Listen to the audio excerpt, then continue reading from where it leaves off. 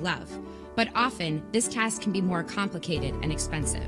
That's why New England Public Media has partnered with Free Will to help you complete this important task. In 20 minutes or less, you can write a legal will, protect the people and causes you love, and get peace of mind for the future for free. Go to freewill.com/NEPM to get started. You're watching New England Public Media, WGBY Springfield. On American Experience. Billy Graham is like the Protestant Pope. If America is to continue to be blessed, you are going to have to become a Christian. Billy was attracted to political power like a moth is attracted to flame. He says evangelicals will vote one way, and I could swing 16 million evangelicals with a single word. Billy Graham on American Experience. A profile of Billy Graham, May 17th on NEPM. Coming up, stories we're connecting you with tonight. Students in Orange help improve their community and learn some valuable lessons along the way. Ground started deteriorating and everything was not as well as it was once we started here. So I thought, oh, this could be a perfect opportunity, and I know a lot of the kids in my grade will appreciate it too. President Biden reaches 100 days in office. So how's he doing? I almost see Biden as that guy that you look at the box score after the game and you go, wow, I didn't know he had 30 points, right? Like, he's kind of done it under the radar. And 2 Berkshire County restaurateurs serve up a lot more than just food to their community. They're always feeding the homeless and helping out with the needy, and I don't know where they find time to sleep because they're always out in the community or here at the restaurant. Details on those stories and more up next on Connecting Point. Support for Connecting Point is provided by our contributing viewers.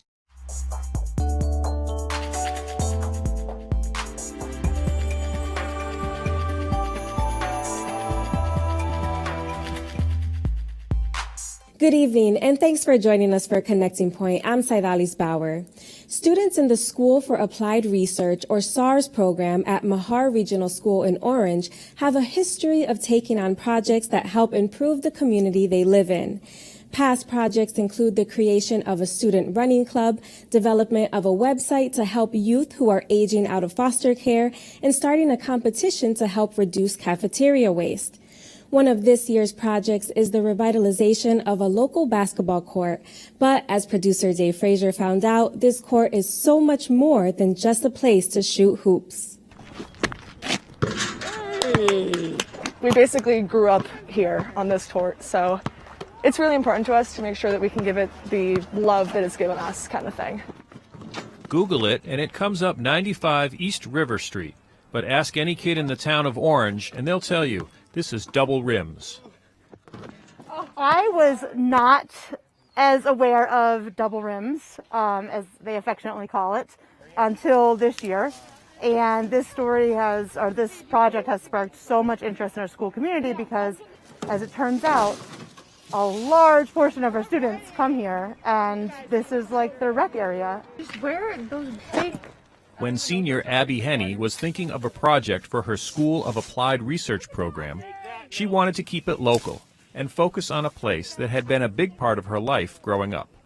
Ever since I was in elementary school, I would always come here with all my friends after school, and we'd play basketball, but over the years, the ground started deteriorating and everything was not as well as it was once we started here. So I thought, oh, this could be a perfect opportunity, and I know a lot of the kids in my grade will appreciate it too. My name is Abby, and this is Hannah and Chris. Siobhan is actually on a different computer. Henney and 3 of her classmates met remotely with town select board members to explain their project, called Revamp the Rims. Though basketball courts are deteriorating and in desperate need of repair, do not let the wear and tear fool you. The condition of the court is a clear reflection of the love so many of our community members have for the game of basketball, and this is evident to anyone who passes by the court on any given day. The goal of the SARS program is to get students away from the typical teacher-led AP and honors courses and get them out of the classroom, immersing themselves in a program that demands design thinking and intensive collaboration, all while helping to address solutions in their community and the world. The students decide what it is that they are passionate about and what they want to dig into, and then we facilitate and help to lead them through the process of making change in their community. Through 2 years, with these kids have cultivated the idea that they can do this, that they can make their own decisions and be responsible for those decisions themselves, both in their academic life and in this communal life. Part of the project included getting their hands dirty, cleaning up the grounds, trimming bushes, building planter boxes, and painting a mural that will line the court. We wanted to really grab people's attention while they're driving by, which is why we're putting it on the back fence. And they each symbolize something different. The two that we're going to focus on today, one is going to be a basketball, and one is going to be a flower, because it's going to symbolize agriculture, stuff around here, the growth, all because we're going to implement planter boxes, things like that. It's nice and aerated soil. I was involved because of my research with food insecurity and injustice in the community.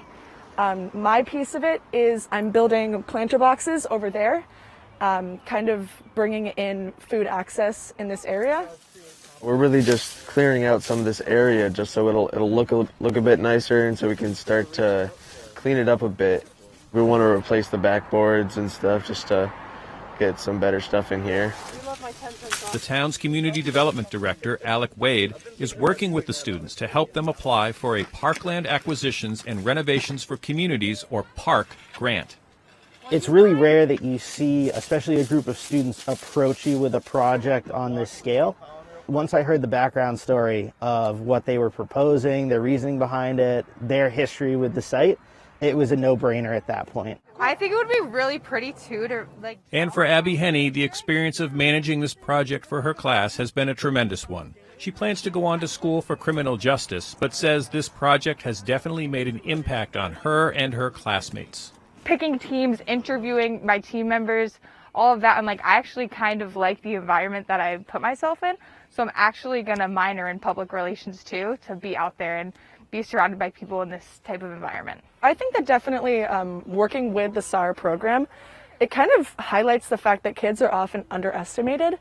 If you give us the time, you give us the kind of hope and the backing and the support, we really can do a lot of amazing stuff.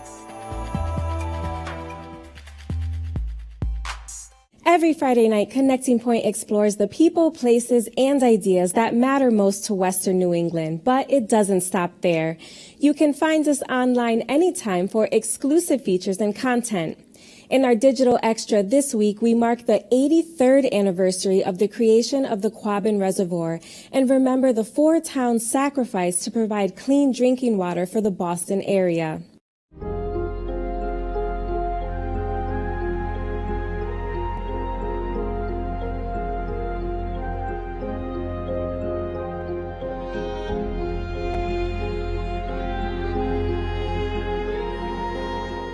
Don't miss this digital exclusive, available online right now at nepm.org/connectingpoint. President Joe Biden is just finishing his first 100 days in the White House. He took office with an ambitious agenda that included getting ahead of the coronavirus, steering the massive economic recovery, and overhauling climate policy. All of this with a narrow Democratic majority in Congress and a deeply divided nation. So how did Joe Biden do in his first 3 months on the job? Connecting Point's Ray Herschel spoke with political consultants Ryan McCollum and Tony Cignoli to get their thoughts on what the president has accomplished in his first 100 days and what the outlook is moving forward. It has been an extraordinary first 100 days by anyone's account. Certainly Republicans and others, contrarians, might look at this and try to pick apart some of what he's done. The 11 pieces of legislation he signed, the 42 executive orders. That's a lot of accomplishment, a lot of work. But more important than anything else, making good on the promise. Kind of like Babe Ruth pointing out to the corner and saying, I'm going to hit this home run for you when it comes down to vaccinations on COVID. Nothing else more important than that. And he can make the case for an aggressive first 100 days. Ryan, wanted to get your thoughts as well. What are your takeaways from Joe Biden's first 100 days in office? I agree with Tony. He mentioned Babe Ruth, but I almost see Biden as that guy that you look at the box score after the game and you go, wow, I didn't know he had 30 points, right? Like he's kind of done it under the radar. And coming off the heels of, what people call a reality show president, he's doing it differently than Trump, like some days you wake up and you're not reminded who the president is. You can live a whole day without hearing about the president. And that's what things used to be like. And so he's more of the workhorse and not the show horse. And he's been doing that for the last 100 days. And I think he, in his congressional address last night, he kind of laid that home. Some of the critiques have been that it was boring. And I had a friend that said, politics is supposed to be boring. Government's boring. Like, this is when things are getting done correctly. Sometimes it's not all crazy and lights and glamour like Trump had to have it. Now, when the president spoke before Congress, he unveiled some very ambitious initiatives beyond what he's already accomplished in his first 100 days in office. The COVID-19 relief package, of course, was passed pretty much on a partisan vote. It was Democrats voting for it, Republicans voting against it. As we move forward now, as these new initiatives are debated and brought before Congress, what do you see in terms of potential bipartisan agreement? Will there be any bipartisan agreement, or is Joe Biden and the Democrats going to have to do it alone again? So much what we see right now is the tip of the iceberg, the top 20% that we're allowed to see in the machinations of government, what's out there that the media is able to report back to us. There's a lot of behind the scenes going on. Joe Biden and his team, Kamala Harris, these are political statisticians. They're sharp. They're strategists.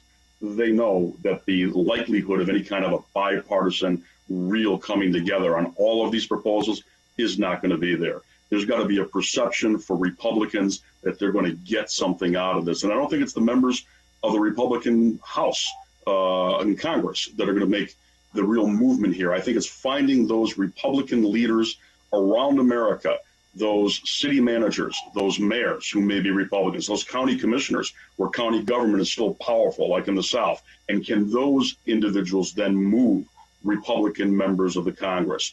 Will Joe Biden be able to get his infrastructure bill passed? Will he be able to get his proposal for helping children, families, and education passed? Or will they look a lot different than they are that he's proposing?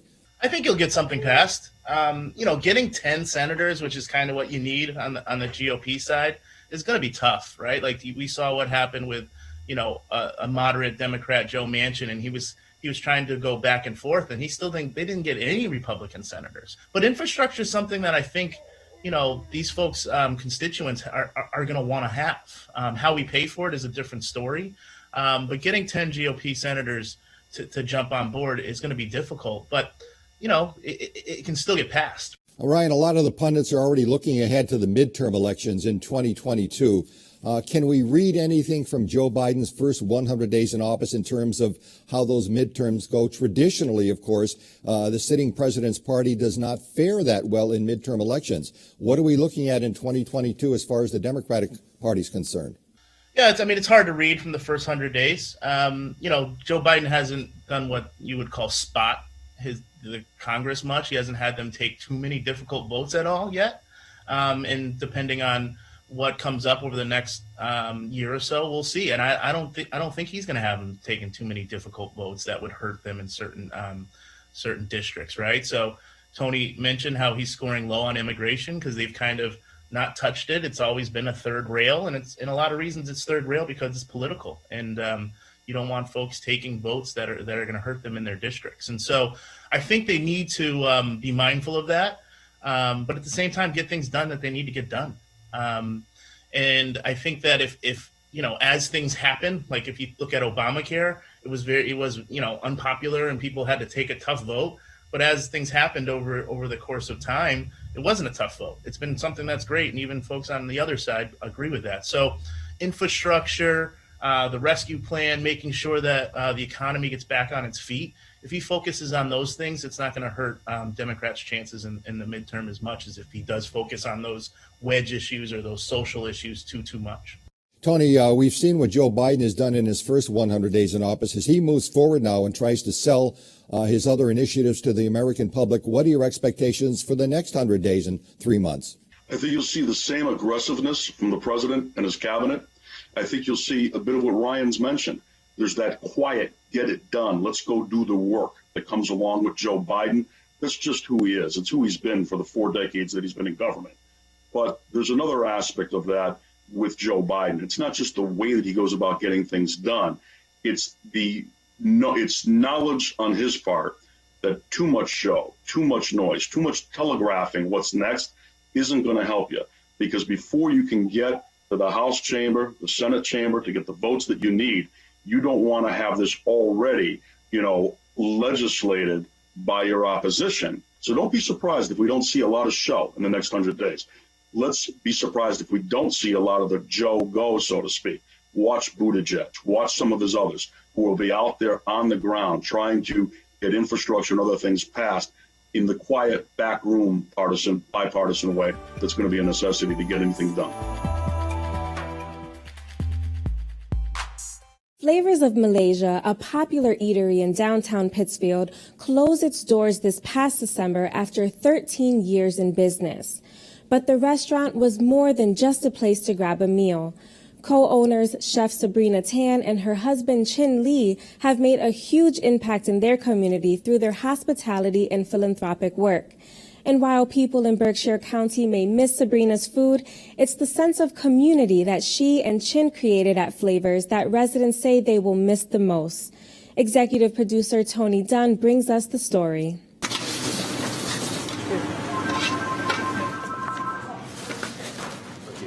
It's a Saturday night in December, and Flavors of Malaysia in downtown Pittsfield is doing a brisk takeout business.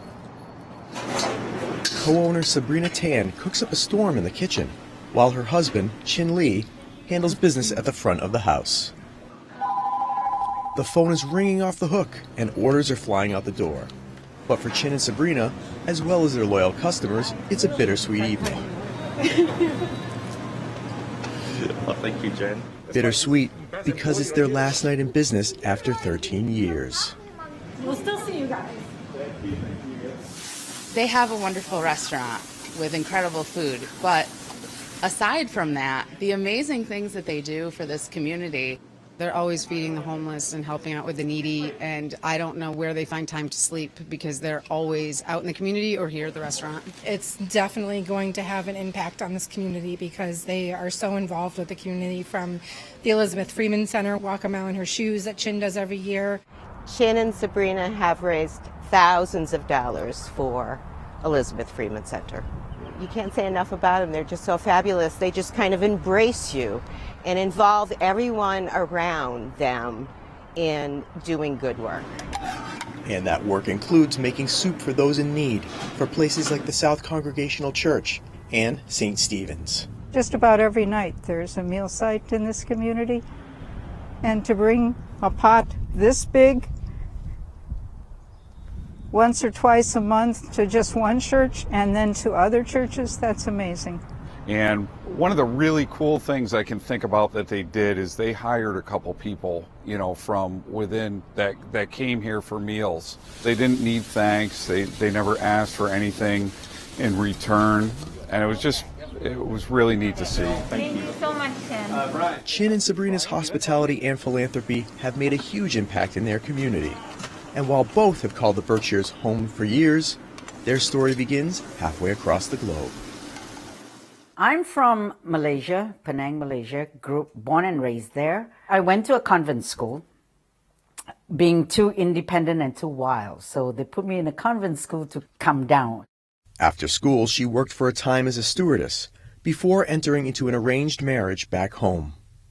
It's not a good marriage, being married to an older person and abuser and all this. So I say, you know what, I don't need men. I'm good. In Asian country, once you got divorced from the husband or your husband left, it's always your fault, and you've been kind of like ostracized then. So that's the reason why I came here, so that I can be myself. Okay, my story, my family is really, really poor. In order to go to college, I have to get a scholarship. So at the age of 15, the entire country, right? For boys, they apply to this most prestigious college. It's a high school. It's called Royal Military College. Out of 100 students all over the country, they picked 2 Indian, 10 Chinese. And I was one of the Chinese that got a scholarship. So after the high school, I can go to UK, US, or Australia. So I picked US. So they brought me to New York City in the 80s. And I stay around here because, you know, land opportunities. After meeting in New York and then settling in the Berkshires, both worked a series of jobs before heeding the advice of friends who were floored by Sabrina's cooking. They opened Flavors in 2007 in Lenox before eventually relocating to Pittsfield in 2009. The restaurant was a small operation and a family affair. It's just two of us running the show with maybe one or two wait staff. Chicken? Everyone says America is paved with gold. No, it's not. And I was like, even when I went home, I says, you know what? There won't be any gold if you don't work hard. Even though they enjoyed a loyal customer base, a rise in food costs and a decline in business due to the pandemic contributed to the difficult decision to close their doors this past December. It was tough. I mean, our customers, like we said, become friends, and we got to know them personally, and I miss them. Yeah. I do miss them. Yeah, miss everybody. Yeah. And I do miss cooking, too. And even though Flavors is now closed, Sabrina is still cooking for the community. She has been making food at home during the pandemic for the less fortunate, and she and Chin have been enjoying time with friends while they work on plans for the future. I will still be doing soups if I can. And now that I have time to join the board of Elizabeth Freeman Center and really get my hands on and helping those in need, I think that gives me a brighter future to look for. But I still need a new job, a real job. I need a real job. My daughter's still in college.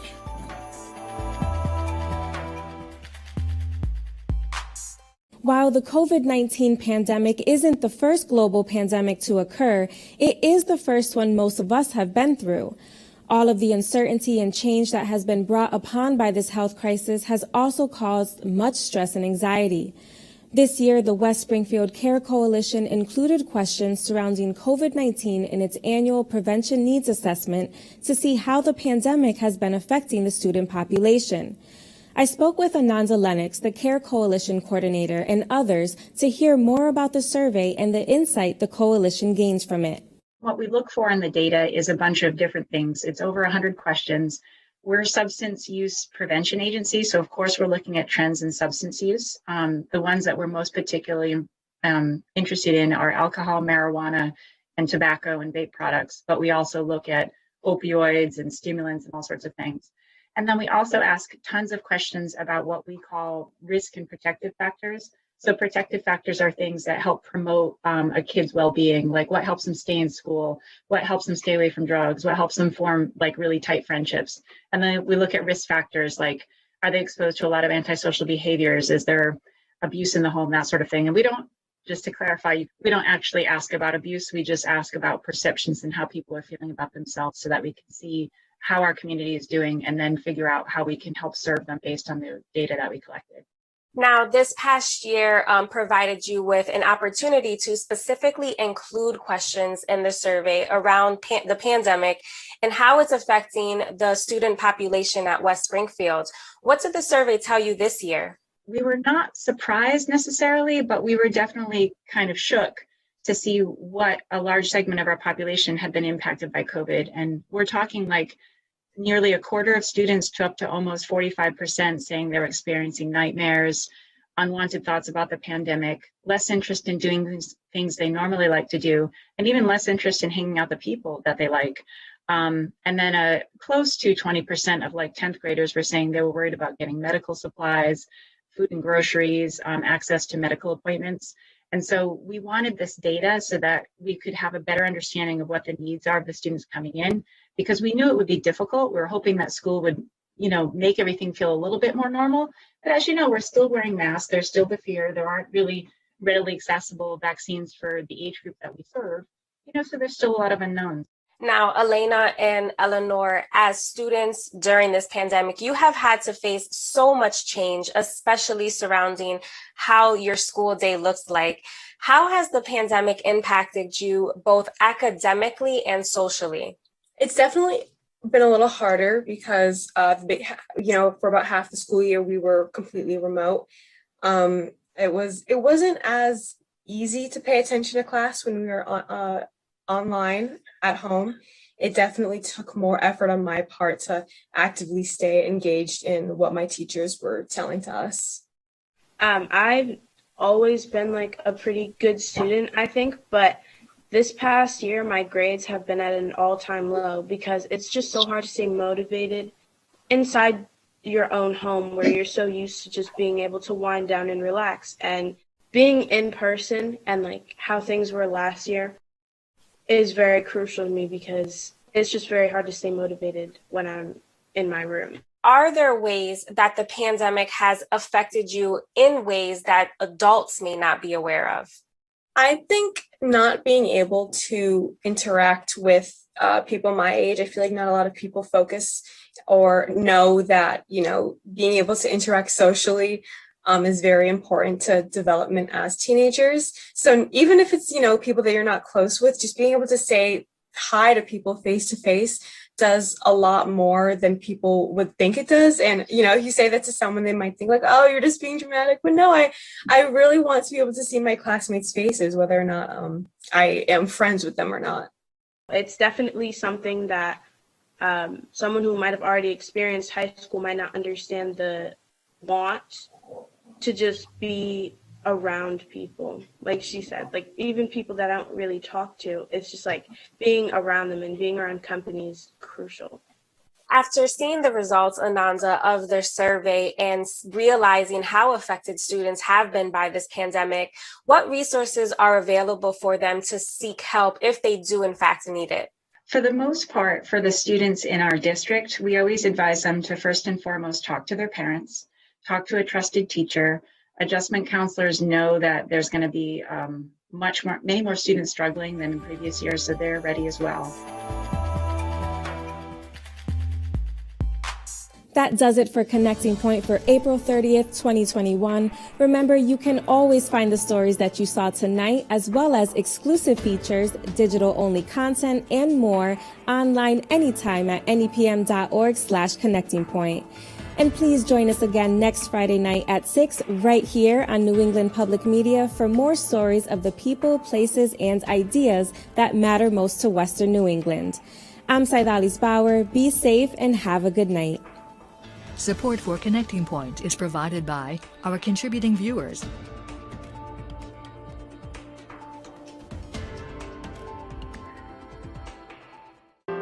Meet the groundbreaking author Amy Tan. I am a writer and a tether to the past. In an intimate profile of her life and career. What would I lose if I lost my mother? Daughters who have to deal with mothers.